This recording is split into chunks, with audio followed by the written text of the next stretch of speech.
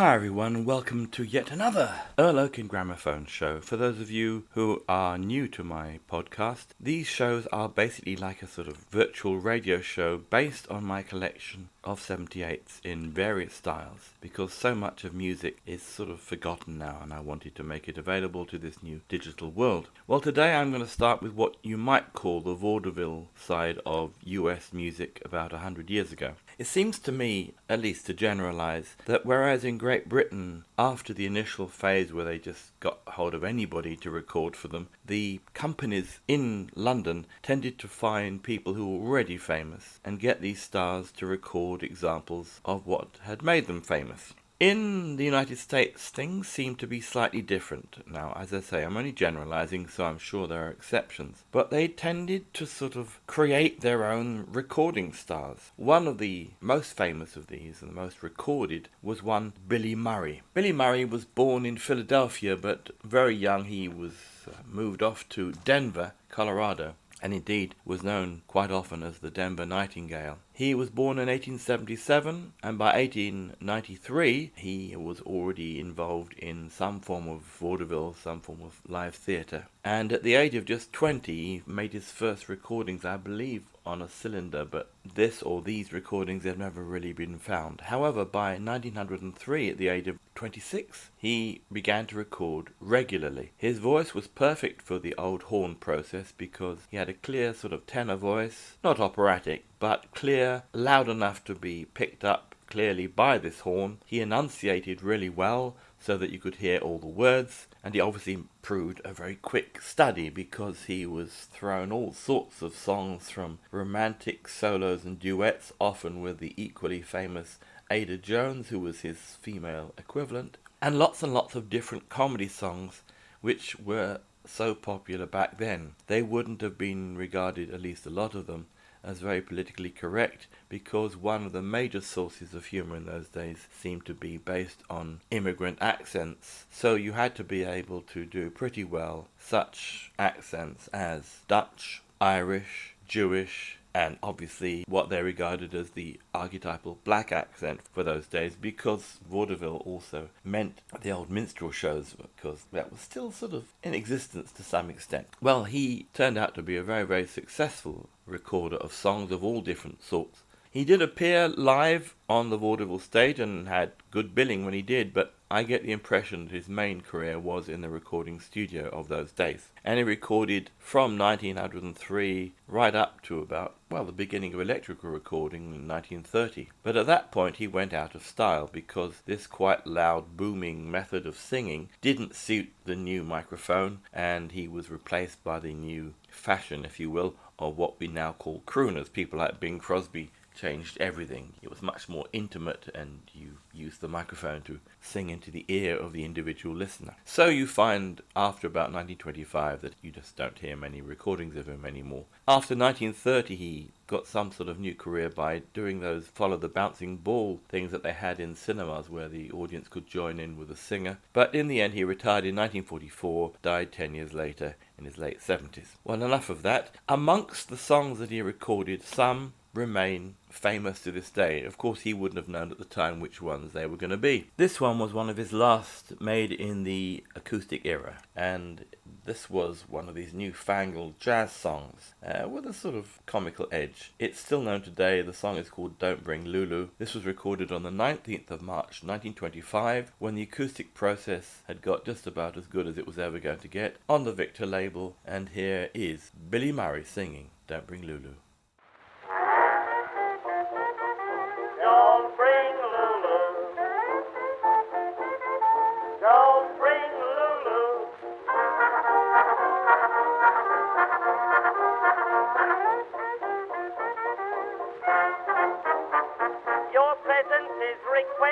Wrote little Johnny White, but with this invitation there is a stipulation: when you attend this party you'll all be treated right, but there's a wild and woolly woman you boys can't invite.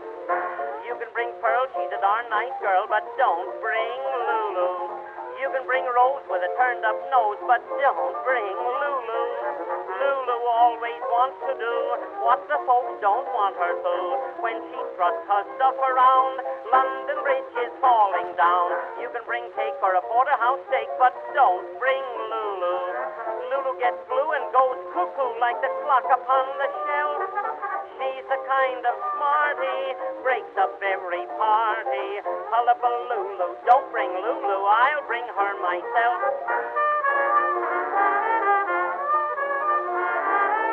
Last week we had a party, a real high-toned affair. And then along came Lulu, wild as any Zulu. She started into Charleston, and how the boys did stare. But when she did the hula-hula, then she got the air. You can bring Flo, her dad's got dough, but don't bring Lulu. You can bring Lil, she's an awful pill, but don't bring Lulu. Lulu has the reddest hair, auburn here and henna there. How can we boys keep our heads? Bulls go wild when they see red. You can bring peas and crullers and cheese, but don't bring Lulu. When she gets sore and slams the door, the plates fly off the shelf. She can make a fella wild on sarsaparilla. Hullabaloo, don't bring Lulu, she'll come here herself. Don't bring Lulu. Don't bring Lulu.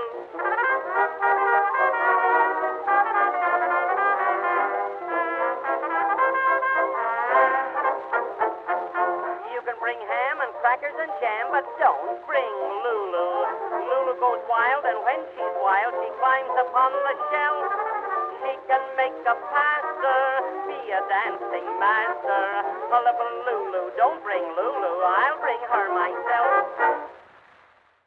Billy Murray. Well now, as always, there's a complete change of style coming up. In 1881, and I've mentioned in several of my programs how many great tenors there were around 100 years ago. In 1881, in Sardinia this time, Bernardo de Muro was born. Like so many fine tenors, he thought he was a baritone at first and had to sort of convert. But finally he made his debut in 1910 in Mascagni's Cavalleria Rusticana and had a big success 2 years later in that same composer's Isabeau. And he tended to sing the more dramatic roles, even though he really was quite a small man indeed. I don't think he was much more than 5 foot tall. Pictures of him certainly suggest that he was pretty tiny. I think possibly he overstretched himself because by his last recordings in the early electric era, there's definite damage to his voice, quite evident. There's a bit of a wobble and it just sounds like he's not at his best. However, I'm going to give you a much earlier recording. Here he is in the Improviso from Andrea Chenier by Giordano. This was recorded in 1912, and I think you'll agree, if he were singing now, he'd be a major star.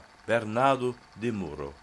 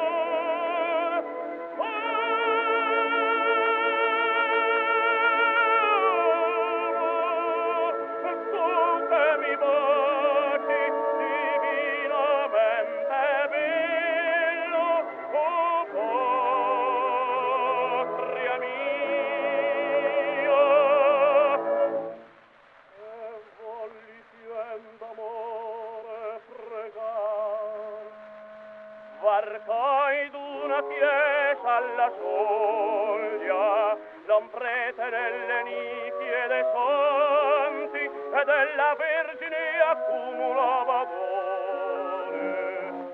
E al sordo orecchio un tremulo vegliardo invano chiedeva pane e in bastende alla mano. Varcai degli abituri Lucio, un uomo che l'uniamo bestemmiando il cuore, e l'etario appena sazia e contro a Dio scagliava, e contro agli uomini le lacrime dei figli. Tanta miseria la Patrizia prole a pa. All'occhio vostro esprime umanamente qui un guardo di pietà, un Dio guardato a voi, siccome un angelo, e dissi con la bellezza della vita, ma poi alle vostre parole un novello dolore m'ha colto in pieno petto.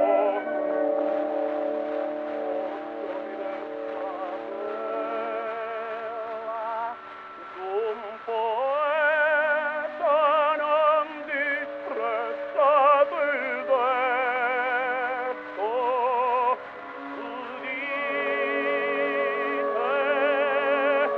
non conoscete amor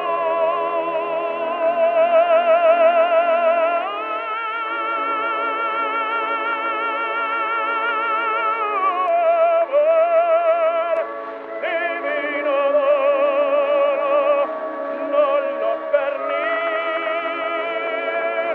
del mondo anima e vita e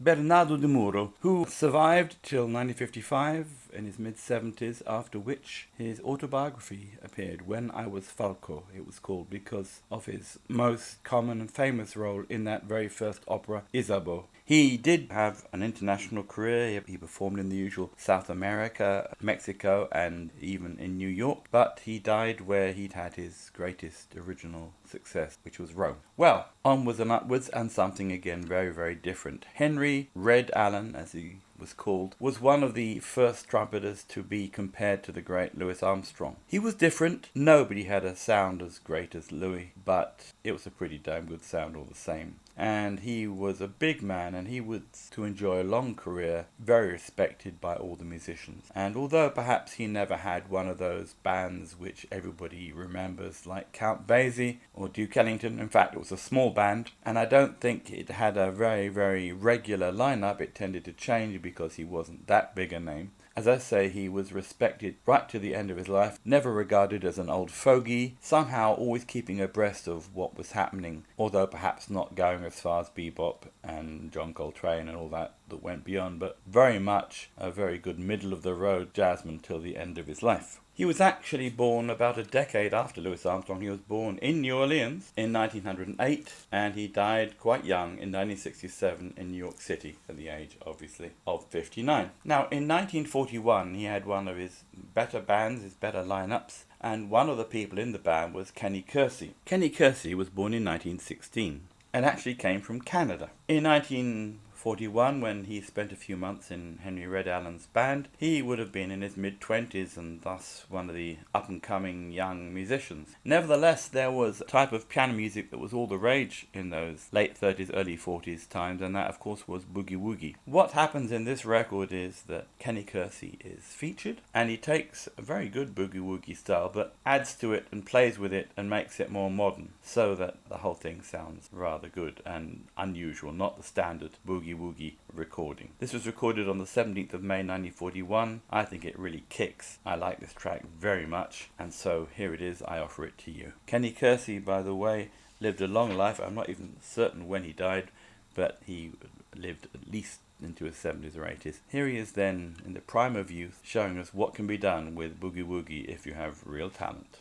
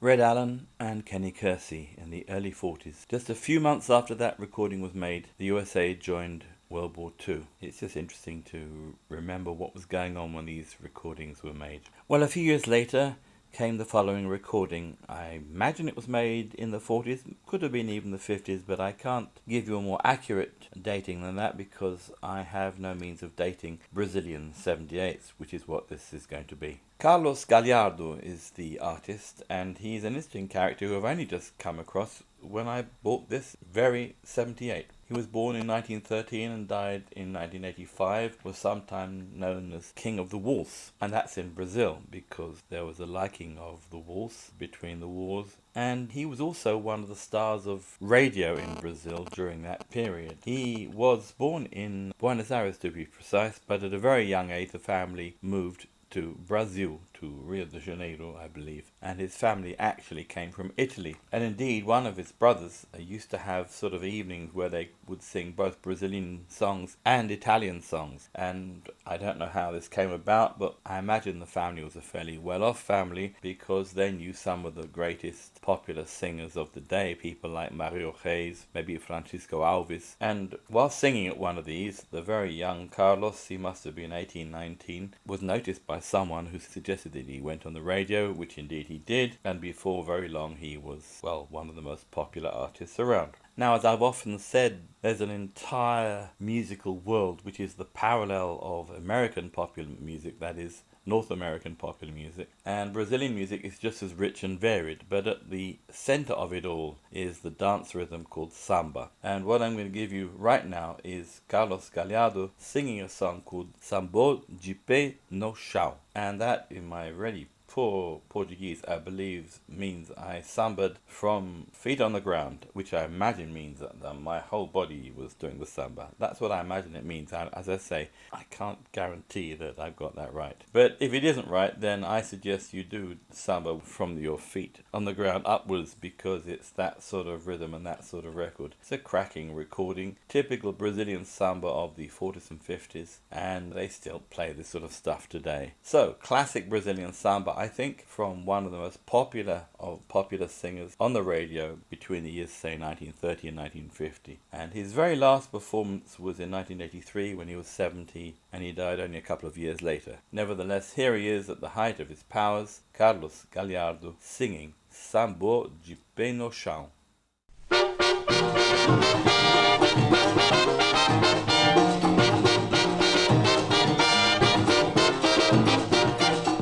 A sandália dela no meio do salão, mesmo assim continuou a samba de pé no chão.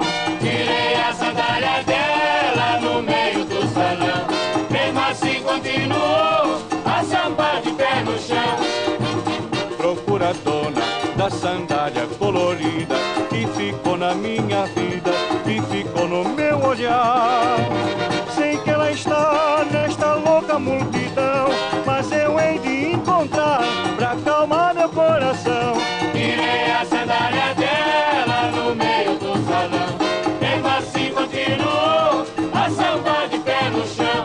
Tirei a sandália dela no meio do salão, mesmo assim continuou a samba de pé no chão. Procura a dona da sandália colorida que ficou na minha vida, que ficou no meu olhar. Sei que ela está nesta louca multidão, mas eu hei de encontrar pra acalmar meu coração.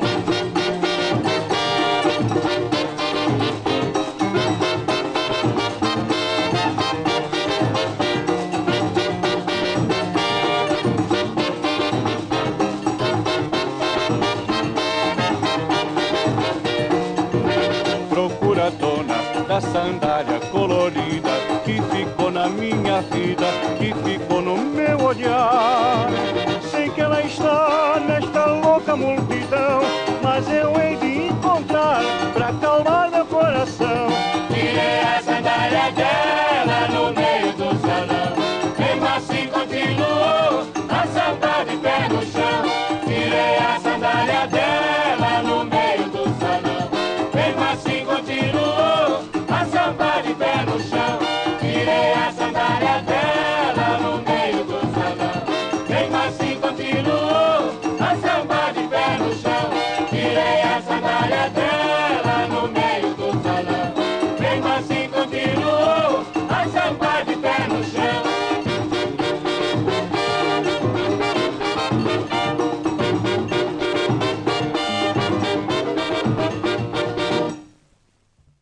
Carlos Gallardo. Well, now I want to go back again to that pre-World War I of American popular song, sort of pre-jazz age, really. As I said before, a lot of the humor that was prevalent in those days was based on ethnicity, and we would certainly find a lot of the songs written as rather offensive. For instance, one of the artists involved here, called Arthur Collins, back in 1899 recorded a song called All Coons Look Alike to Me. I don't think that would go down too well these days. Well, Arthur Collins himself was born in 1864 and he survived till, I think, 1935. I may have that date wrong.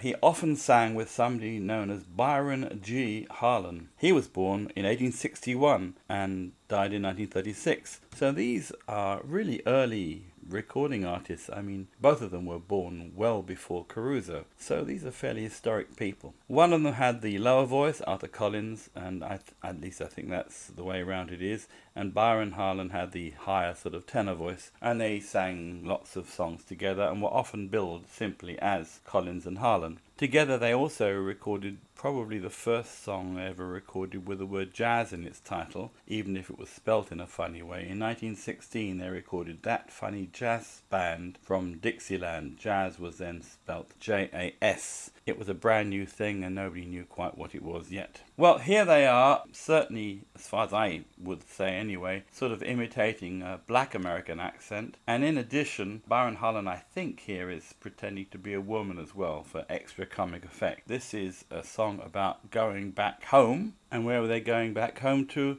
Memphis, Tennessee. I suppose a New York-based song based on some sort of, as usual, love of some fictitious version of where they were supposed to have come from in the South. That's what a lot of these songs seem to be. This is a very early example of this type of song. It's recorded in 1913. Again, notice their very, very, very good enunciation, so you can hear all the words. I'm sure this is why these two artists were used so often, alongside people like Billy Murray. There were sort of half a dozen really well-recorded people of this type. Incidentally, Arthur Collins, about 10 years after making this recording, because all the companies wanted them to record for them, he was recording for Edison, and they had these sort of demonstrations of how similar the recording was to the real person, and they had these live comparisons. Unfortunately, somebody left a trapdoor open on the stage, and when he left the stage, didn't see it, and he sustained a very nasty injury. But he did recover to perform again. However, he finally died about a decade later in his early 70s.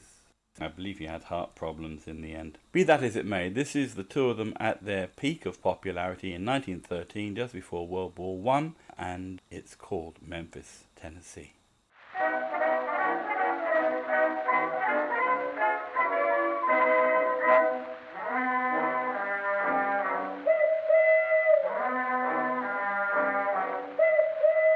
Honey, honey, honey, hear that whistle blow? Hurry or you'll miss your train. You think so? Then hug me up a little bit before I go. I guess I'm crying all in vain. Oh, sure, I never thought we'd ever know a parting day. Never knew you'd leave me here and drift away. Why, there ain't no use of begging, 'cause I just can't stay. You're heading for The sunny South again. I'm going back, back. back Yes, you're going back. to Memphis, Tennessee. Tennessee, Tennessee. It means a fond goodbye. Very well. Honey, love, remember me. Oh, think of me, think of me. Yes, indeed, I'm going back to where the Mississippi River flows. I hope you find the winter weather suits your summer clothes. I'm going back, Back. back, Yes, you're leaving me. and going back to Memphis, Tennessee.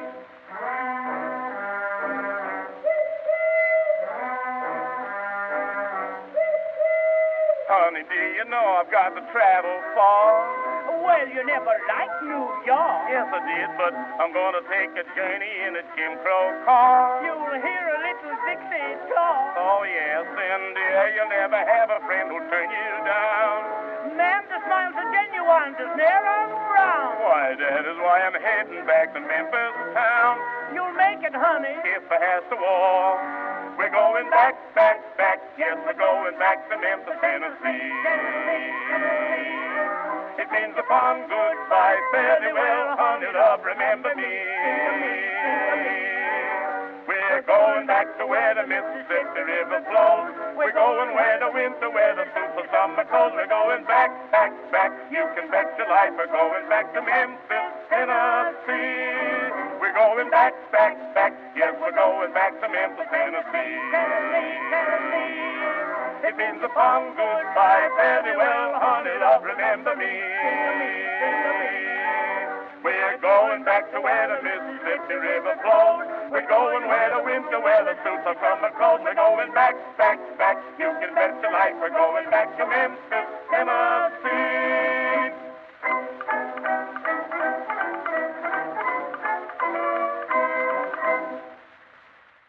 And from popular music in the USA, I go to opera in pre-revolutionary Russia. By the way, there's been a theme to this program. You probably won't be able to guess what it is. Why would you? But all of the 78s I've featured today, I've bought recently from an online 78 auction. They all arrived in one box and they were all interesting, so I featured them all. As I say, I'm going to return to another great tenor of the golden era, this one in Russia. The most famous tenors were probably Sobinov and Smirnov, but they weren't the only ones. Vasily Damayev was born in 1878 and first came to prominence not in St. Petersburg, which after all was the main town of its time, but Moscow, which I suppose at that time would have been regarded as the second city. He was born in 1878 and he made his debut in 1905. By 1908 he was singing all the major roles and even representing Russia in Paris. By 1913 he was part of the company which went with Shaliapin to London and Paris. So he was a major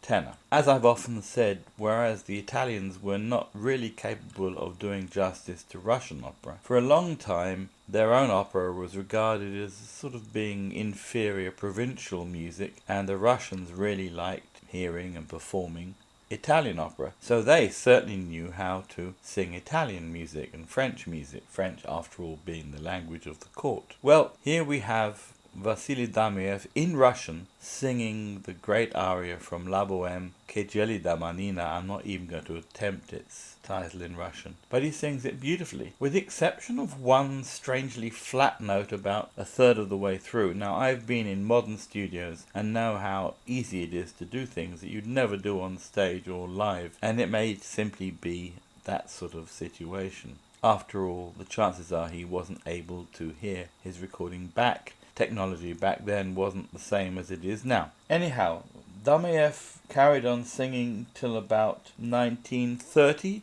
upon which he seems to have retired and become a teacher, but sadly not for long because he died in 1932. Why, I don't know. Tenors didn't seem to last very long in those days. He, of course, was only, 54 years old or something like that when he died. Here he is then at his peak when he was first singing all the major tenor roles in Moscow. In 1911 or so, it is Kejeli Manina sung by Vasily Damayev.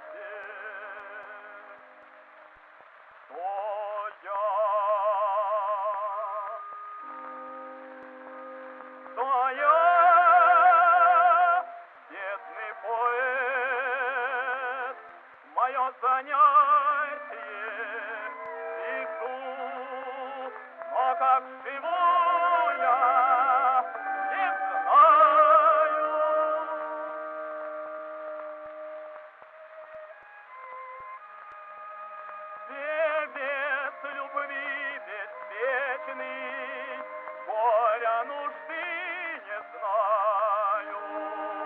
В мире грез бесконечно я гимны распеваю, доволен сам собою. Я миллионер душою.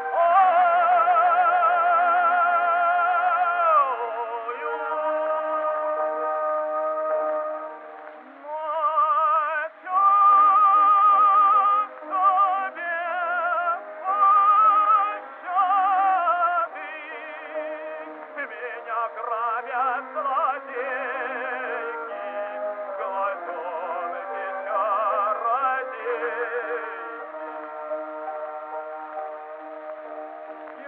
Явились вместе с вами, отымут сны золотые.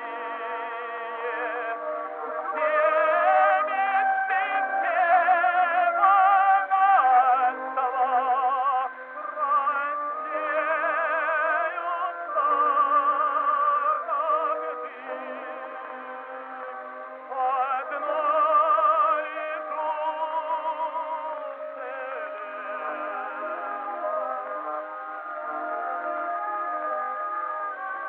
Одной осеняет мне нежный луч радостной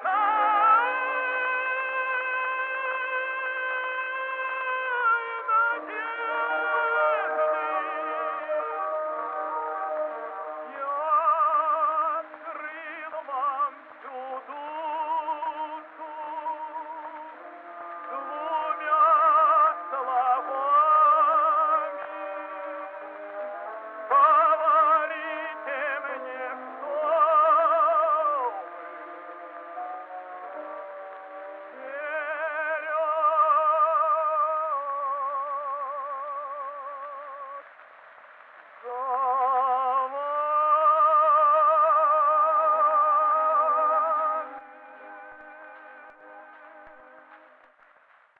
Vasily Damayev, back in 1911, which leaves me as always with a track to play of mine. This time we are approaching the date of the royal wedding. It's April, it's very warm weather, unseasonably warm you might say, and I've only just recently finished recording quite a batch of songs that I wrote in November or so last year, one of which is sort of out of character with what I've been writing recently. Some of you may have seen a picture of me online with two bikini-clad lovelies. One of them I actually know, and she's a very fine Brazilian singer-songwriter called Ivy Mendes. That's Ivemendes.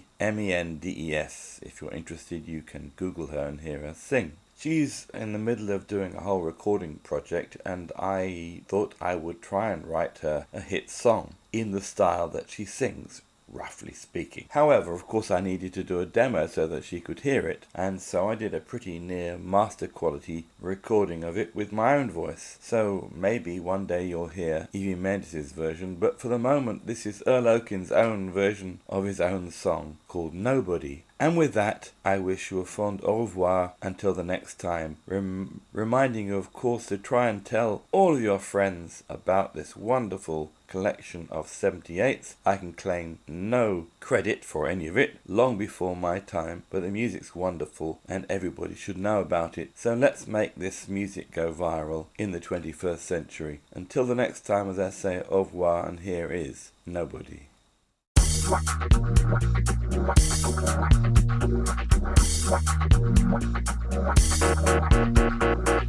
The breeze is warm, the summer moon's inviting,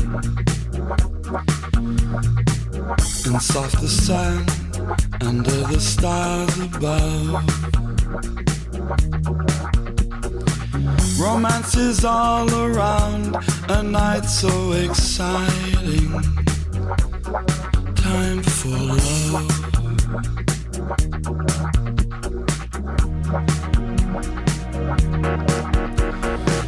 Here in my arms, you've never been so enticing, and in your eyes I see our love begin. The moment that we touch, a spark just like lightning, skin on skin.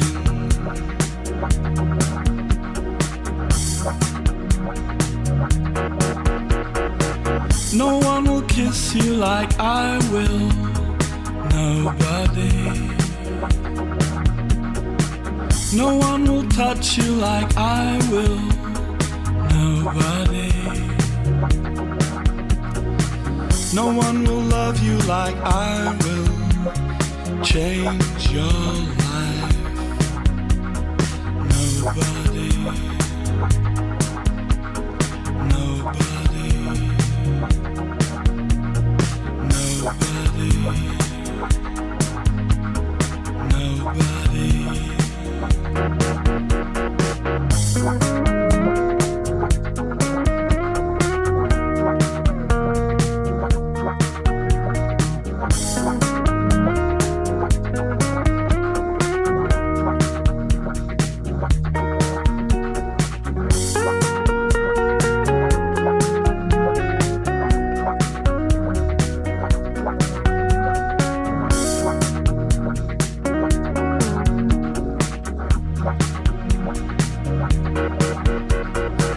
Your other loves, like passing clouds, just fleeting.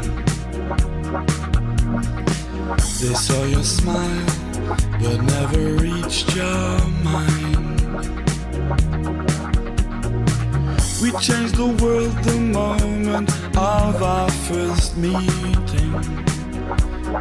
Dreams unwind.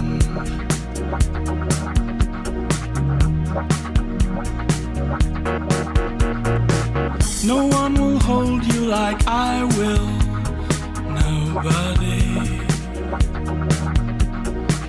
No one will thrill you like I will, nobody.